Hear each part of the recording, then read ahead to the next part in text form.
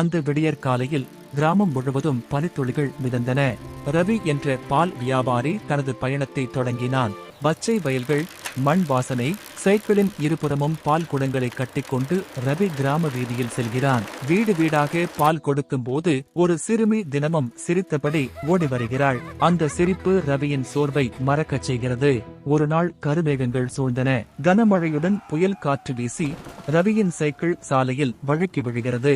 பால் குடங்கள் உடைந்து பால் மண்ணில் கலக்கிறது. அந்த நாளின் வருமானம் முழுவதும் இழந்துவிட்டான். வீட்டில் வயதான அம்மா நோயுடன் காத்திருக்கிறார். அடுத்த நாள் விற்க பால் வாங்க பணமே இல்லை. கைவிடாமல் ரவி இரவு முழுவதும் வேலை செய்கிறான். அருகில் உள்ள பண்ணையில் கூடுதல் வேலை செய்து பணம் சம்பாதிக்க முயற்சிக்கிறான். அவன் மனதில் ஒரே சொல், இன்றை இழக்கக்கூடாது. களைப்பால் அவன் கைகள் நடுங்கின. நாளை நல்ல நாளா வரும் என்று வானத்தை பார்த்து கண்ணீர் விடுகிறான். ஆனால் அவன் அம்மாவின் வார்த்தை நினைவுக்கு வருகிறது. விதை என்று போடு, பலன் நாளை வரும். அந்த சிறுமியின் குடும்பம் மற்றும் கிராம மக்கள் ரவியின் உழைப்பை கண்டு உதவ முடிவு செய்கிறார்கள். அந்த கிராமத்தில் மாடு வைத்திருக்கும் வீட்டிலிருந்து சிறிது பாலை கொடுத்து உதவுகிறார்கள். அடுத்த நாள் ரவி புதிய பால் குடங்களுடன் புதிய வண்டியில் வருகிறான். அவரது நேர்மை, உழைப்பு காரணமாக அருகிலுள்ள நகரத்திலிருந்தும் ஆர்டர்கள் வருகிறது.